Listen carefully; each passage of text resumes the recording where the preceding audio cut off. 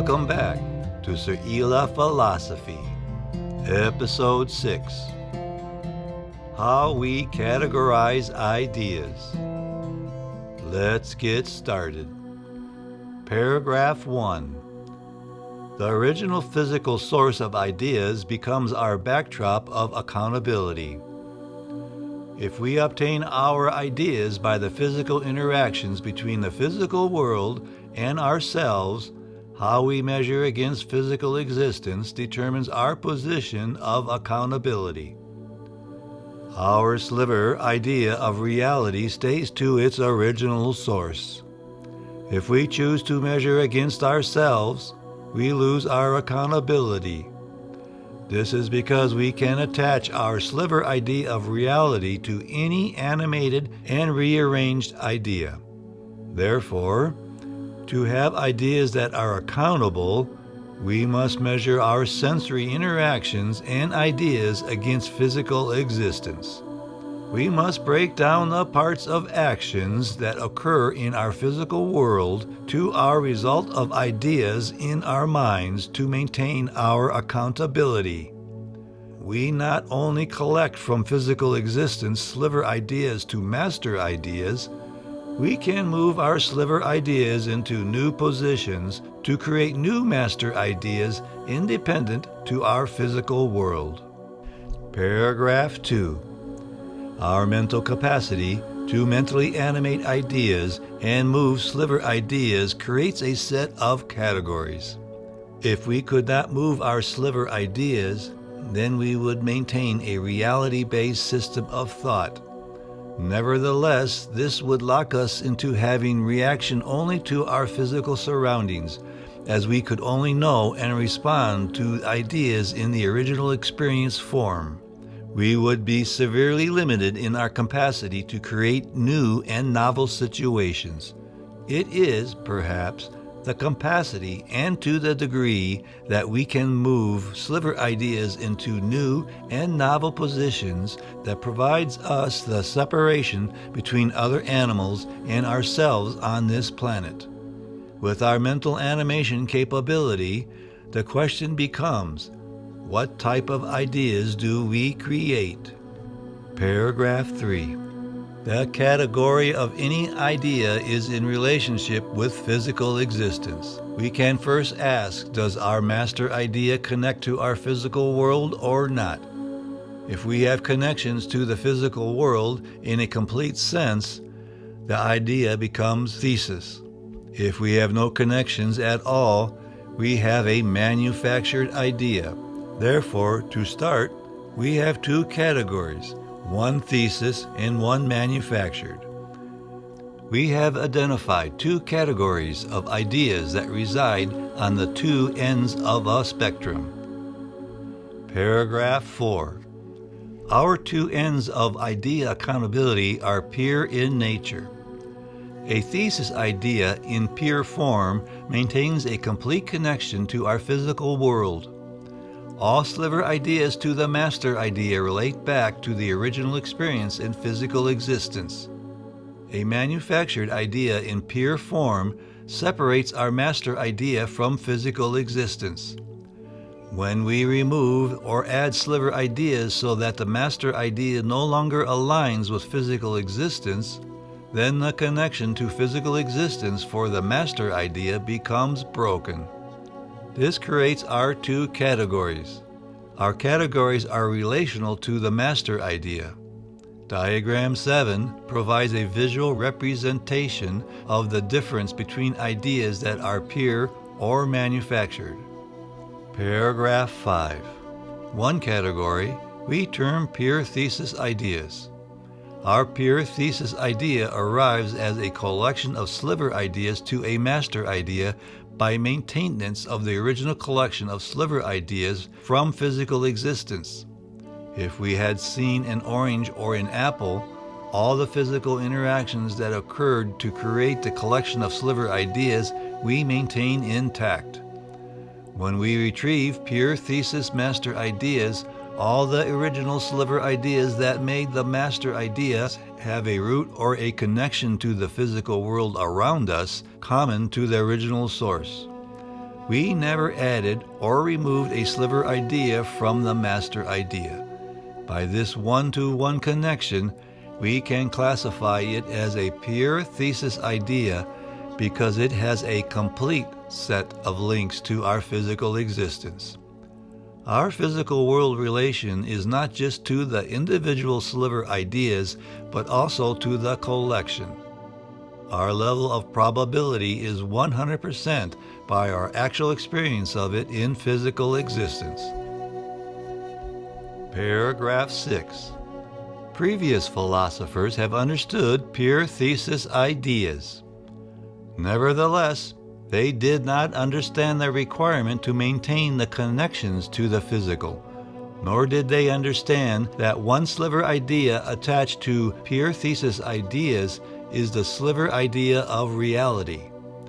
The sliver idea of reality we learn at infancy.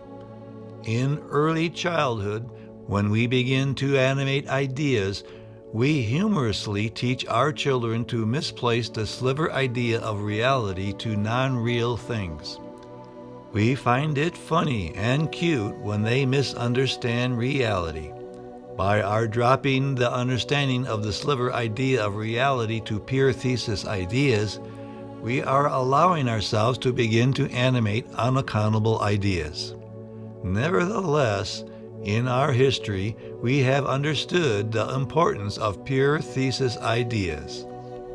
John Locke wrote, Bibliography 8, Book 2, Chapter 1, page 25, quote, "These simple ideas, when offered to the mind, the understanding can no more refuse to have, nor alter when they are imprinted, nor blot them out, and make new ones itself than a mirror can refuse, alter, or obliterate the images or ideas, which the objects set before it do therein produce." End of quote. He presented his simple ideas as absolute. However, he did not seem to understand that this absolute, he observed, was that they had a fully vested connection to the reality of our physical existence. He allowed, as with other historical philosophers, to ponder our second category of ideas, manufactured ideas, without any relational requirements to our physical existence. Paragraph 7. Our second category we term pure manufactured ideas. Our pure manufactured ideas arrive from a collection of sliver ideas to a master idea by rearrangement into a new form that does not maintain in our physical world. If we think of an orange, change its color to purple, add flashing green lights on it, we have a new master idea that does not link to the physical world in its collective sense. This idea can only exist in our thought existence. Although the various sliver ideas are arranged from the physical world, the arrangement of the sliver ideas did not, nor do they align with any existing reality known. We had experienced the idea of shape, in this instance roundness, the color purple, flashing green lights, and so on, from our physical world. We animated in our minds these acquired sliver ideas and created a new set of sliver ideas to a master idea. Since this set of sliver ideas did not arrive from our physical world, we have created a pure manufactured idea. Its level of probability is 0, as no master idea experience of it in the physical world has occurred, and we acknowledge that it came from pure mental rearrangement into a new non-reality form. Diagram 7 provides a demonstration between pure thesis and pure manufactured ideas. Paragraph 8. We have two categories of ideas that exist between the categories of pure thesis and pure manufactured ideas. If we have a complete maintenance with our physical world and a complete break from our physical world, can we have categories between the two? Here, I choose to break into two more categories. My choices of these two categories are the first pass to understand Seryla philosophy between pure and manufactured ideas. I am confident that future thinkers can bring refinement and clarity where my limited abilities and resources fail. Nevertheless, this is a start. I know we can create a category termed conclusive thesis ideas and a category termed theorized manufactured ideas. Each category has a relationship between our physical world and the ideas presented. Paragraph 9. Our second category in thesis ideas is conclusive thesis ideas. Our conclusive thesis idea involves a collection of sliver ideas that when we collected together, the master idea maintains its physical connections to the ideas. However, we have a collection of sliver ideas that leads to a master idea we cannot otherwise experience by direct and complete input from sensory existence. An example would be that we can experience evolution in its present state of actions, but we derive its actions in the past by physically connected evidence. In doing this, we are maintaining our connections to the physical world. Another example is mathematics. We start at an early age understanding that when we have 5 apples and we get 5 more, we have 10 apples. We can strip away the sliver ideas of apples and think in terms of space. As we develop complex equations, we strive to find evidence that they work. We can work in mathematical models based on the correlation of mathematics and our physical existence. There arrives a time when an idea moves to this conclusive thesis idea category when only one conclusion can be contemplated, or all other possible conclusions have a very low probability. We can make this movement to this category by a consensus of many Seryla philosophers on the idea. All our ideas, including pure thesis ideas, we as Seryla philosophers always leave open to challenge.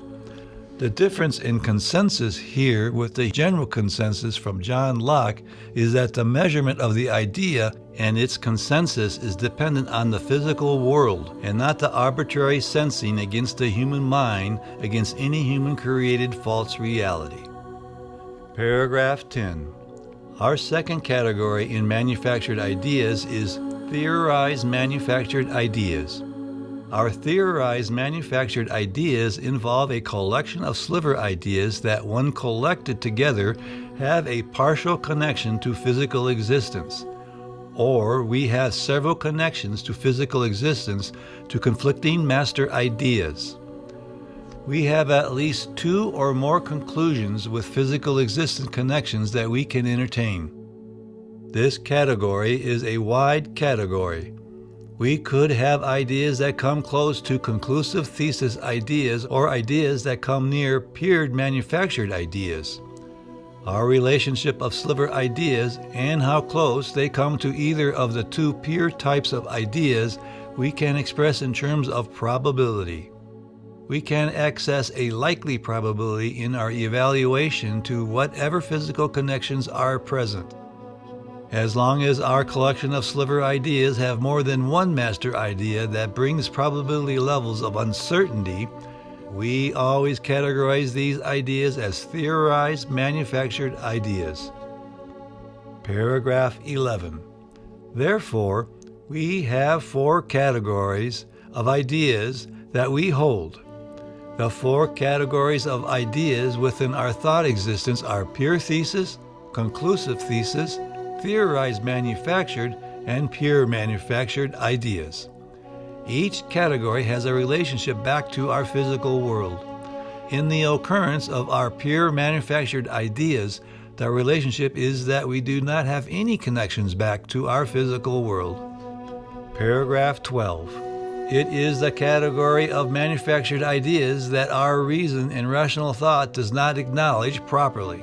For example, John Locke wrote, Bibliography 8, Book 2, Chapter 32, page 9, quote, "First then, I say that when the truth of our ideas is judged of by the conformity they have to the ideas which other men have, and commonly signify by the same name, they may be any of them false. But yet simple ideas are least of all liable to be so mistaken, because a man, by his senses and every day's observation, may easily satisfy himself what the simple ideas are. End of quote. Instead of placing physical existence as the center or our measure to which we determine, he placed human beings as the center. His thesis ideas were not determined by their connection to physical existence, but instead defaulted to, quote, conformity other men have, end of quote. His reason and rational thought had human beings determining truth. When you have human beings determining truth, then the statement by John Locke becomes problematic as we begin to develop manufactured ideas without accountability. It was problematic because physical existence determines accountability, while John Locke had human beings deciding accountability. It does show he understood mental animation and original thesis ideas. Nevertheless, he did not bring any accountability method to them. He worked in a form of manufactured accountability determined by human beings. When we drop the measurement of our sliver idea of reality against our physical existence, we amputate accountability from reason and rational thought. Under this view, we have been living in a prolonged dark age. Our historical moments of enlightenment have been unsuccessful attempts. Paragraph 13. John Locke understood that our human mind undergoes rearrangement of ideas and that we can create true ideas and false ideas. John Locke wrote, Bibliography 15, Book 4, Chapter 5, Page 8, quote, though what has been said in the foregoing chapter to distinguish real from imaginary knowledge might suffice here, in answer to this doubt, to distinguish real truth from chimerical, or, if you please, barely nominal, they depending both on the same foundation. Yet it may not be amiss here again to consider that through our words signify nothing but our ideas, yet being designed by them to signify things, the truth they contain, when put into propositions, will be only verbal, when they stand for ideas in the mind, that have not an agreement with the reality of things, and therefore truth, as well as knowledge, may well come under the distinction of verbal and real, that being only verbal truth, wherein terms are joined according to the agreement or disagreement of the ideas they stand for, without regarding whether our ideas are such as really have or are capable of having an existence in nature. But then it is they contain real truth, when these signs are joined as our ideas agree, and when our ideas are such as we know are capable of having an existence in nature, which in substances we cannot know but by knowing that such have existed. End of quote. This statement shows his understanding that there was at least two different types of ideas, pure thesis and pure manufactured ideas. He even acknowledged there was a third with his throw-in of, quote, if you please, barely nominal, end of quote. This third was our conclusive thesis idea and theorized manufactured ideas. This also showed his confusion in understanding the difference between the reality of physical existence and the reality of thought existence. Our purple orange with flashing green lights has no reality in physical existence, but it does have a reality in thought existence. Nevertheless, the reality of thought existence does not relate to truth. Truth resides outside of human mental animation. Since he made claim early in his book that sensation was the original source to ideas, I find it peculiar that he did not follow its continued relationship with ideas. Paragraph 14. Our idea of reality is a sliver idea. One sliver idea we have to acknowledge and properly categorize is the sliver idea of reality. When we experience our physical world, we obtain the idea of real existence. This is a sliver idea that we can move to any other idea if we wanted to do so. It is no different as when we had our idea of the fruit orange. Our 4 categories to bring accountability always have this sliver idea of reality in its proper place. And we removed the sliver idea of the color orange from the idea of the fruit and replaced it with the sliver idea of the color purple. We maintain our accountability position when we place our sliver idea of reality with a master idea that has physical reality. Our physical world is our only reality with footing.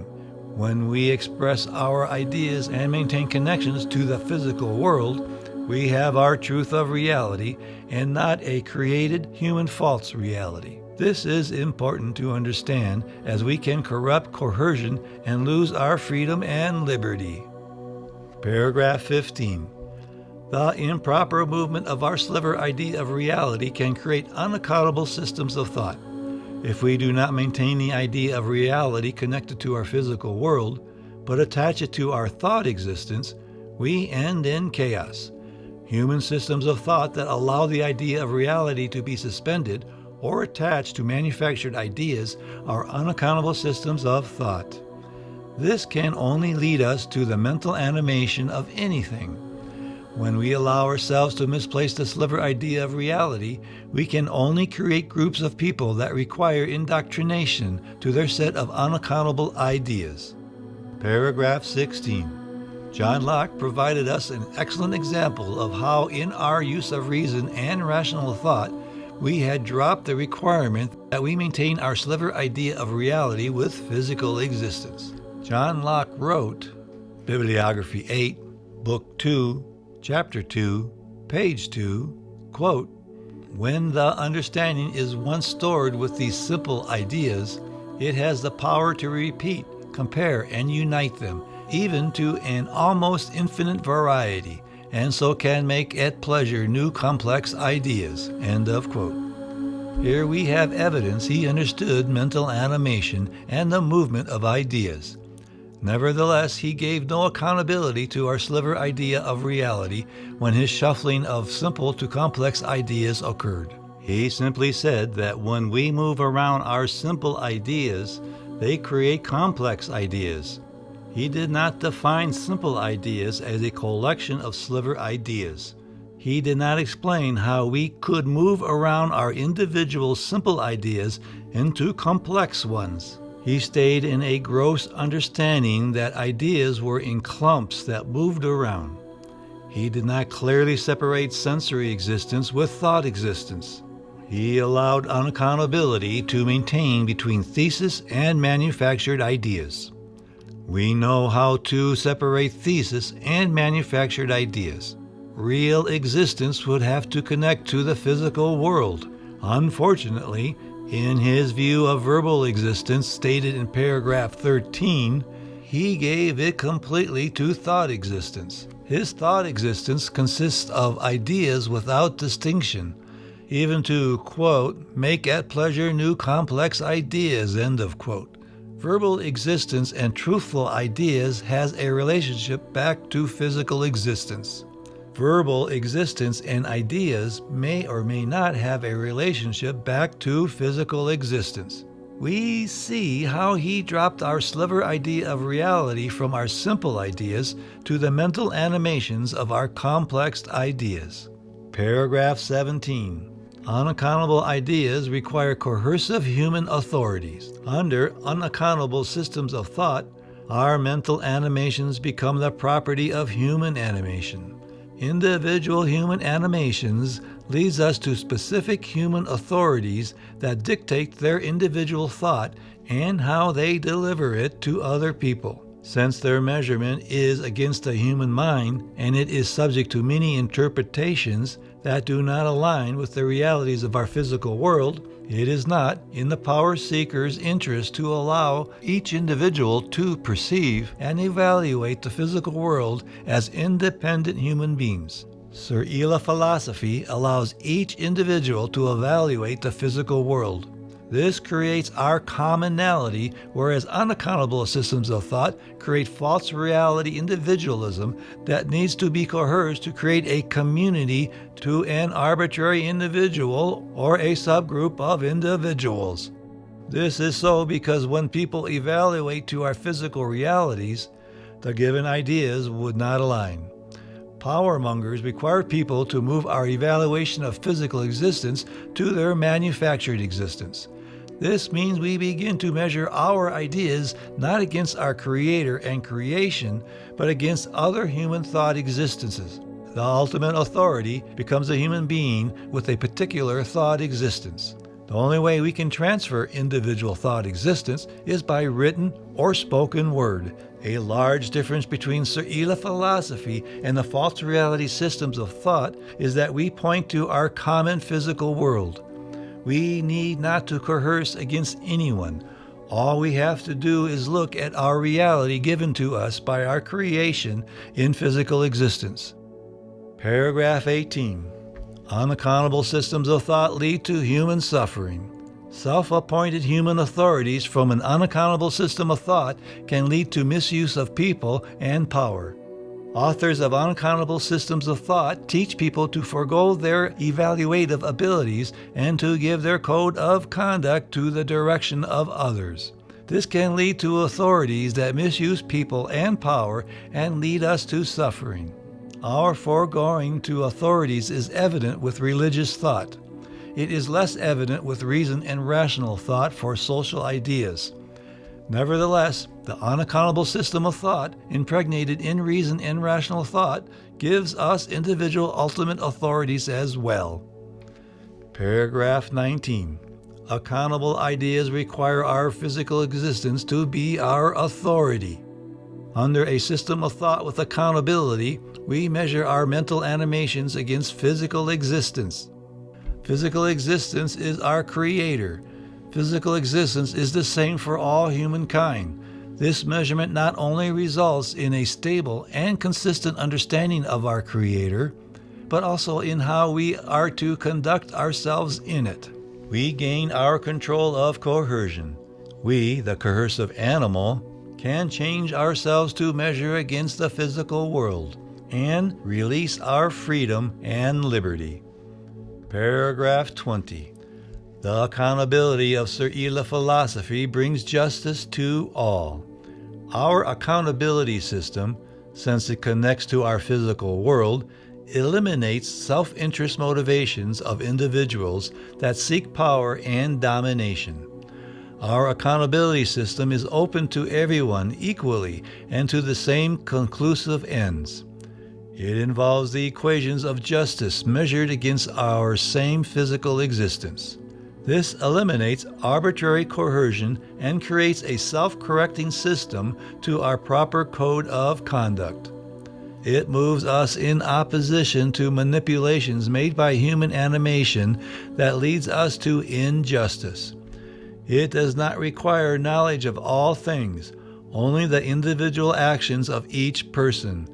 This is the invisible hand of Adam Smith. However, unlike Adam Smith and the members of the extended order of capitalism, where they procure a faith position in this invisible hand, Seryla philosophy brings in a reality-based and yet a small tool that plugs into the actions of all people. This reality-based tool in turn brings in order with accountability to the invisible hand of the extended order of capitalism and to all other human actions. This ends episode 6. In the next episode, we will be covering Experiential Existence Part 1. It will contain Section 1, Experiential Existence, Section 2, Sensory Existence. It will then follow with Episode 7, Part 2, and that will cover Section 3, Thought Existence. Thank you for watching Seryla Philosophy. If you have subscribed, thank you. If you have not, please do. And remember to lovingly hit that like button.